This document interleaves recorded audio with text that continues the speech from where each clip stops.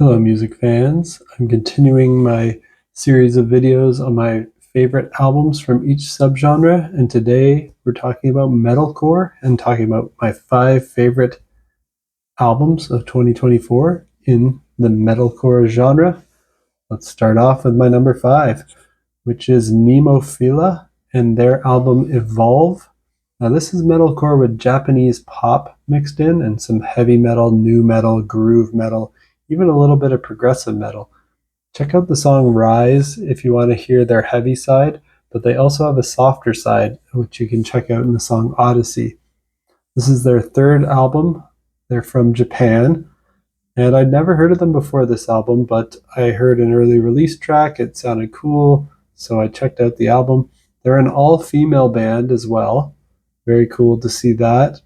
So if you're in the mood to hear a group of Japanese women who blend metal, hardcore, pop, and anime theme song music vibes with some cool guitar playing, this is the album for you right here. It sounds like a more hardcore version of baby metal because it has that Japanese pop influence, but it's very metal as well.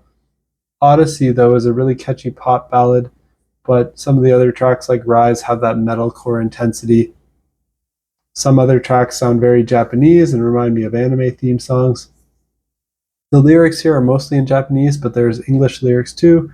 These ladies can all play their instruments really well. They particularly shred on guitar. They can scream, they can sing. If that sounds good to you, check out Nemophila and Evolve.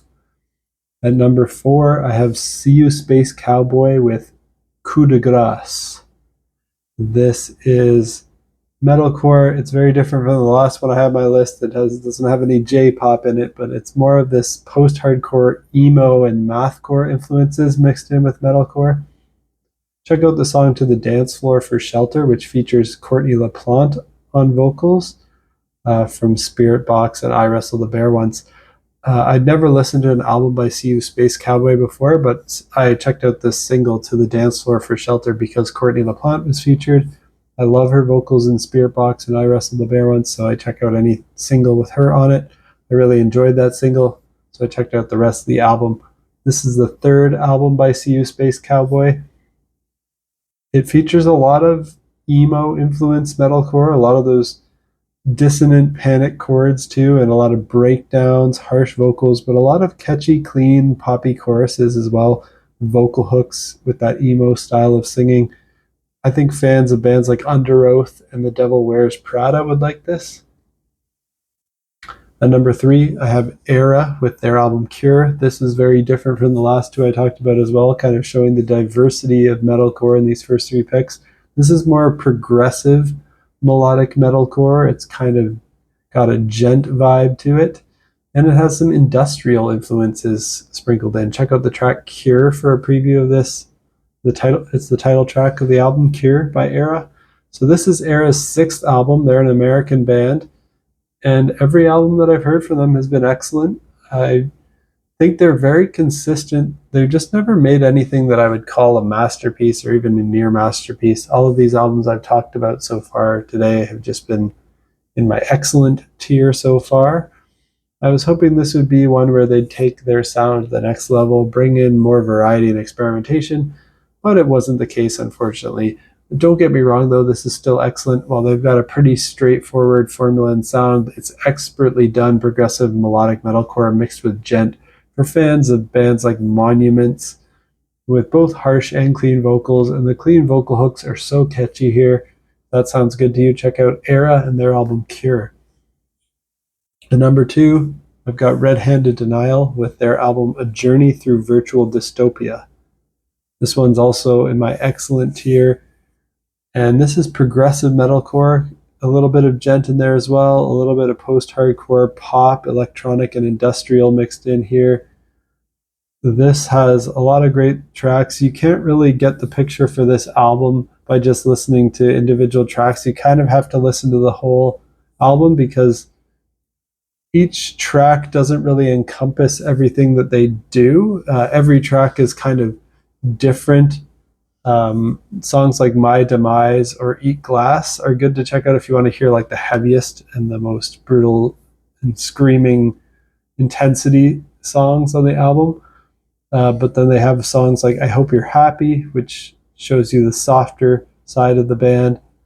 They also have kind of electronic songs, and you kind of have to hear it all. One More Night's probably my favorite song from the album right now. But again, if you just listen to that song, you don't really hear the power of the full band. It doesn't display. It's more of a straightforward pop style track with the odd breakdown in it. You don't hear their full instrumental virtuosity on it, but you do hear an amazing clean vocal performance. Perhaps Lauren Babick's best performance on the album that would rival the best pop and American Idol style singers. But it sounds even better to me because Lauren just has that grit. She has that rasp and that power when she sings in her clean vocal style rather than screaming. And she also has an amazing scream. This is the 4th album by Red Handed Denial. They're a Canadian band, and I love everything they've done. This is no exception. Lauren Babick's just one of the most powerful female vocalists in metal today. She can sing like an angel, scream like a demon. So what else to say about this album? It really just keeps bouncing back and forth between some songs that sound like pop, some that are really hardcore, genty metalcore, and some that mix both extremes. Some that have electronic vibes, some industrial vibes, great guitar playing on some of them, minimal guitar playing on others, some acoustic on one track, I Hope You're Happy. And I just like how every song on the album is so distinct. It has its own identity. That makes it really hard to pick a favorite. But if you're a fan of bands like Spirit Box, Protest the Hero, Tesseract, Paramore, Sleep Token, and any kind of metalcore that has a bit of progressive and gent edge to it, you should like this. It sounds like a mix of those bands. That's Red Handed Denial with A Journey Through Virtual Dystopia. And my number 1 metalcore album of 2024 is Better Lovers with their album Highly Irresponsible. Now this is also different from everything we've talked about so far because this is metalcore that blends in this mathcore and this southern metal, post-hardcore and hardcore punk in there. It's got that unique southern vibe to it that the other ones that I talked about didn't have. Check out the track A White Horse Covered in Blood. For a preview of this, it's very groovy. When the guitar just hits like da-da-na-na-na, you just want to like bang your head when that guitar riff hits. This is the debut album by this American band. They only formed in 2023 after the dissolution of Every Time I Die. So Better Lovers is often labeled a supergroup because the band features members formerly of Every Time I Die, Jordan Buckley, Stephen Michichi, and Clayton Goose Holiak. And they feature the frontman or former frontman of the now disbanded band, the Dillinger Escape Plan, as well as a current member of Fit for an Autopsy, Will Putney. So if you're a fan of Every Time I Die, you're going to like this band. It sounds most like them, but of course it has a bit of the Dillinger Escape Plan sound too. This album is in my near masterpiece tier. And my favorite tracks are Drowning in a Burning World and A White Horse Covered in Blood. It's one of the best albums of this year for headbanging and moshing. It's got breakdowns, but not like the deathcore style of breakdowns. It's not about how low and slow your guitars can go while making animal noise screams over them. They don't tune that low. They don't do the weird kind of animal noise guttural vocals, but they do scream. But it's more of this like fun hardcore punk screaming with fun breakdowns. They don't rely on the low guitars. They instead just have awesome riffs. They have interesting syncopated rhythms. They have dissonant, chaotic panic chords. And they have this southern metal swagger and groove about them. If that sounds good to you, check out the album Highly Irresponsible by Better Lovers, my favorite metalcore album of 2024. That's it for my 5 favorite metalcore albums. And since you made it to the end of the video, I'll give you 5 quick honorable mentions, rapid fire here. Infected Rain with Time is another great one. Aeons with The Ghosts of What We Knew. Interloper with the Forgotten Loss. Those last two are kind of more progressive metalcore, whereas Infected Rain is kind of this metalcore with new metal vibes in it.